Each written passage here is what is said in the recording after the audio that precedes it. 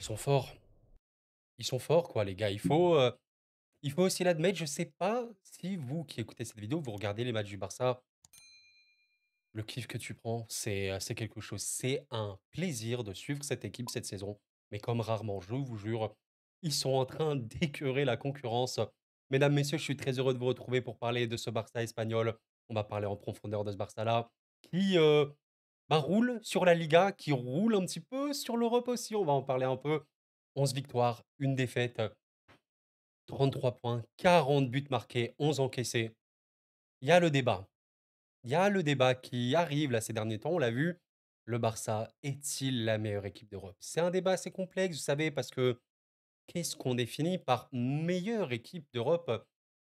En tout cas, le Barça, sur certains points, est clairement parmi les meilleurs, si ce n'est la meilleure équipe d'Europe. En tout cas, à l'instant T. À l'instant T, c'est une équipe très impressionnante. Et oui, oui, je sais qu'on va m'en parler. Bien évidemment, on se pose devant la vidéo tranquillement et on voit ce qu'il en est. Mais oui, la première période du Barça fut magnifique, comme ce qu'on a l'habitude de voir. C'est vrai. La seconde était beaucoup moins bonne. Voilà, très stérile. Il n'y avait pas grand-chose. Entre nous, j'ai quand même senti une grosse baisse de régime, du Barça à partir de la seconde. Tu sentais en plus, voilà, le match il est à 3-0 à la mi-temps, tu joues, la Ligue des Champions juste après. Tu veux pas non plus, user à mort les organismes et pas te donner à mort.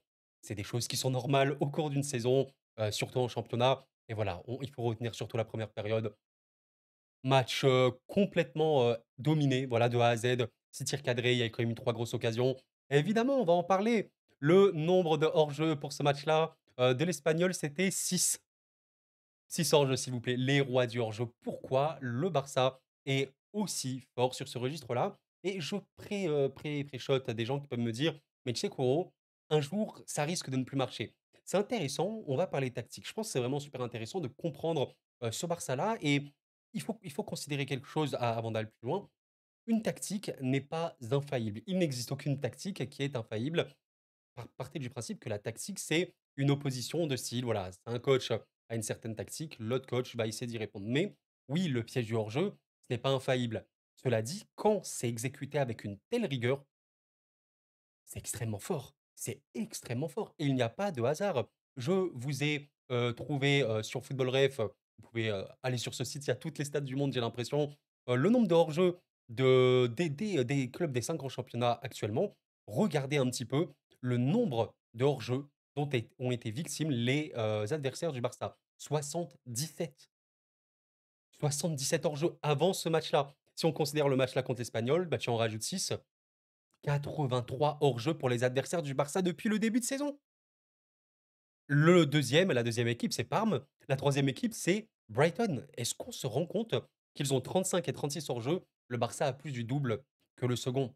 Ce n'est pas un hasard. Et oui, le Barça, en tant qu'équipe offensive, en tant qu'équipe extrêmement haute sur le terrain, est voué à avoir des ballons dans le dos, est voué en cas de récupération adverse, s'exposer en cas de contre. Mais c'est normal ça.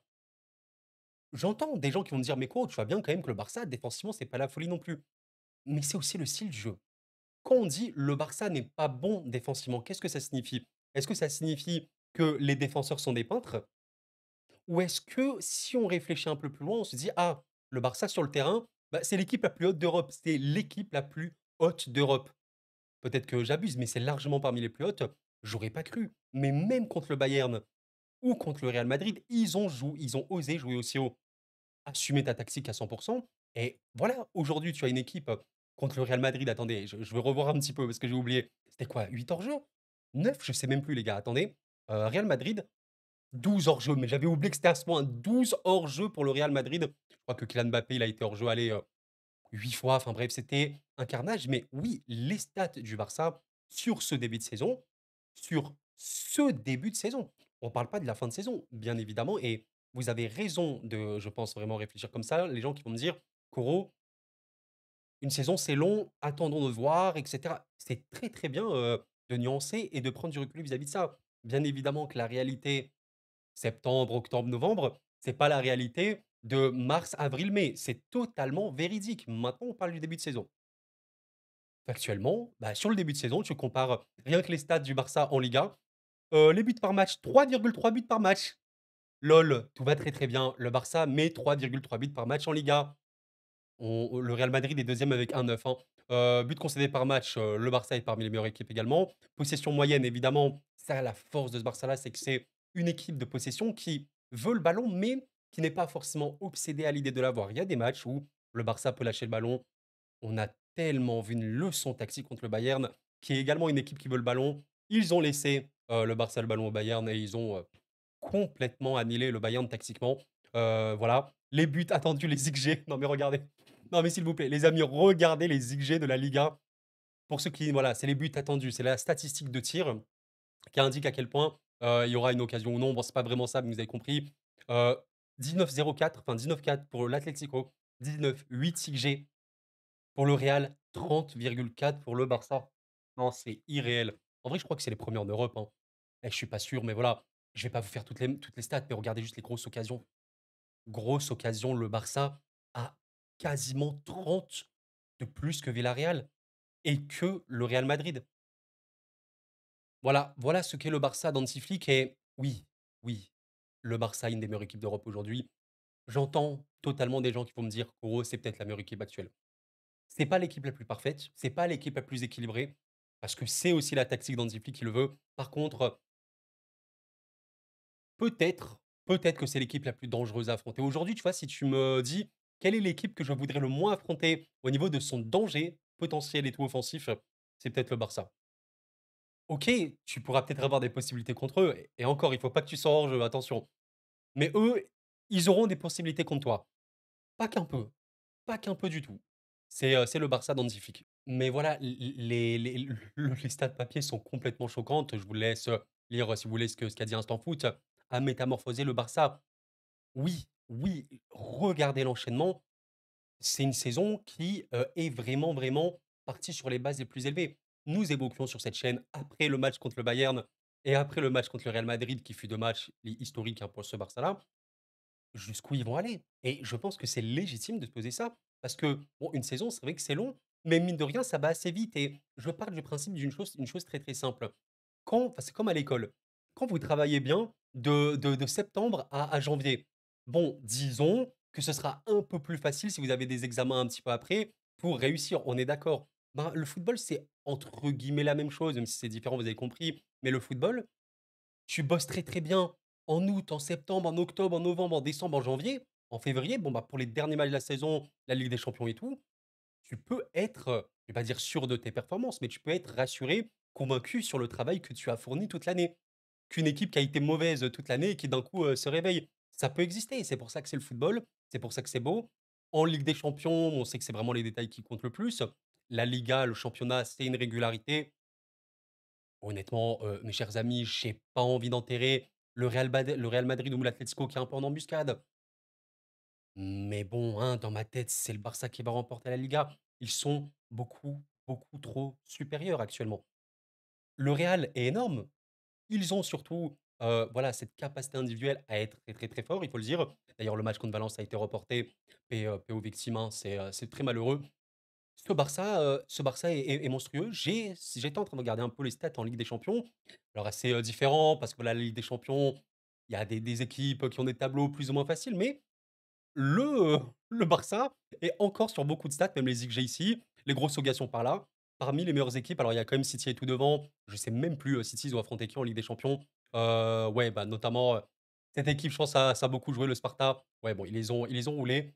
Vous avez compris l'idée, quoi. Je voulais rendre, hommage évidemment à un joueur, ah là là, je pense que tous les amoureux, tous les passionnés de football aiment ce joueur, Dani Olmo. C'est en vrai, je vais pas dire c'est un mystère ce mec, mais entre guillemets, hein, sans manquer de respect à Leipzig, pourquoi il est resté autant de temps à Leipzig? Il est pas allé directement dans un giga top club?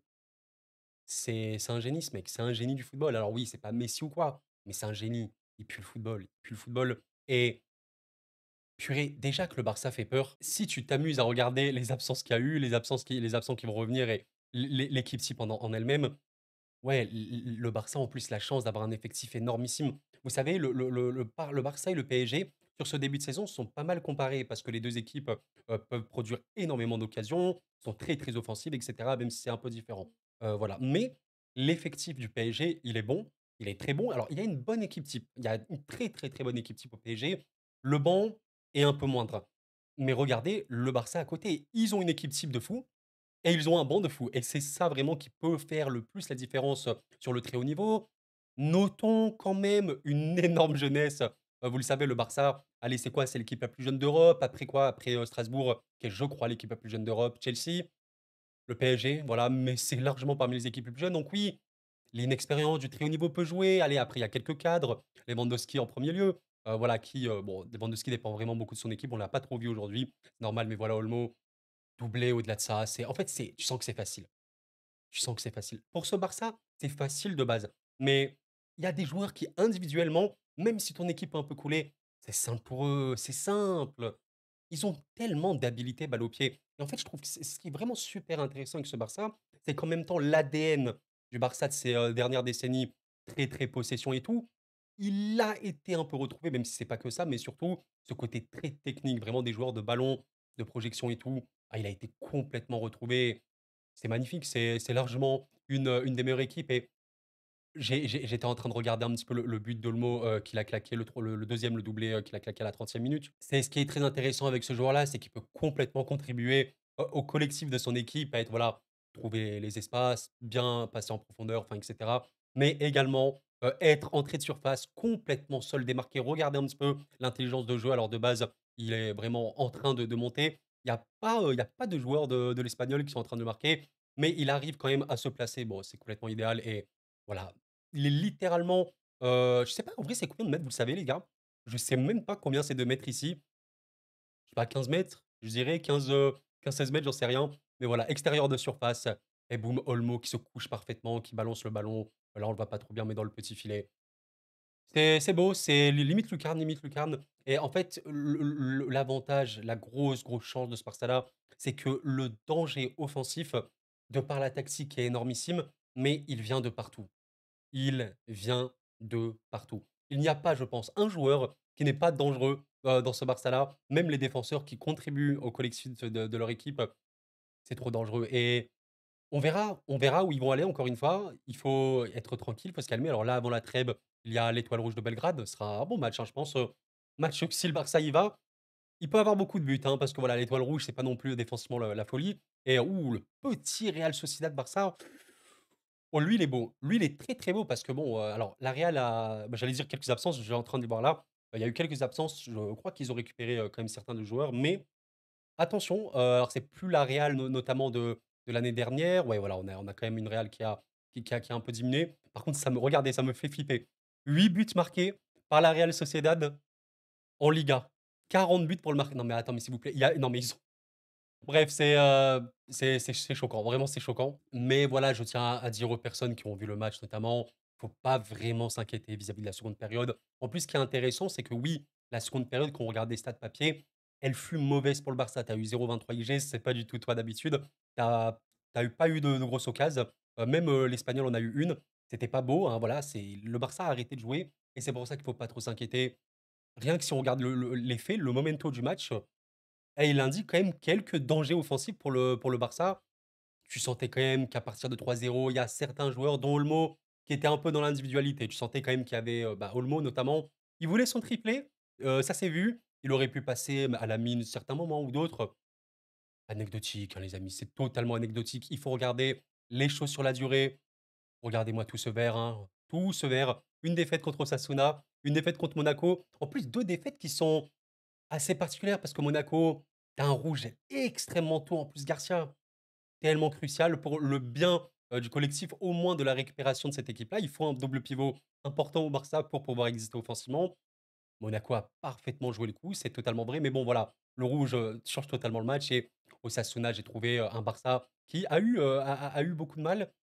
Notons quand même qu'il y a eu, du remplacement, hein, si on peut le dire et bon, j'ai malheureusement trouvé certains joueurs, pas Pablo Torre, mais voilà, notamment, Ferran Torres, pas les plus forts. Bon, il y avait un gros, gros turnover, ça peut également s'expliquer. Quand tu vois les autres matchs sur, la globalité, ouais, il y a pas de doute, hein, déjà en Liga, c'est la meilleure équipe, clairement. En Europe, allez, il y a toujours les City, l'Arsenal qui vont un peu moins bien. Arsenal est un peu moindre. Le Bayern, Barça-Bayern a eu lieu, quoi et on a vu aussi ce que c'était. Je regarde pas tous les matchs, vous le savez, comme tout le monde, mais moi, en tout cas, de ce que je vois, ils sont très forts. Au-delà d'être forts ou non, le football, c'est les émotions. Le football, c'est le partage. Moi, j'aime beaucoup me retrouver avec des gens qui aiment le foot, parler, qu'importe qui tu supportes, on est là, on aime le jeu, on aime le football. Ce Barça-là donne énormément d'émotions et c'est très honnêtement et très largement une des équipes où tu prends le plus plaisir à voir aujourd'hui. Honnêtement, je l'ai dit en intro, je ne sais pas si vous regardez le Barça cette saison, mais franchement, posez-vous devant un de leurs matchs. C'est un régal. C'est un régal. Et honnêtement, ouais, hors mon club, c'est l'équipe sur laquelle je prends le plus de plaisir. C'est vraiment ce Barça-là. Je les suis maintenant, depuis des années avec le Real.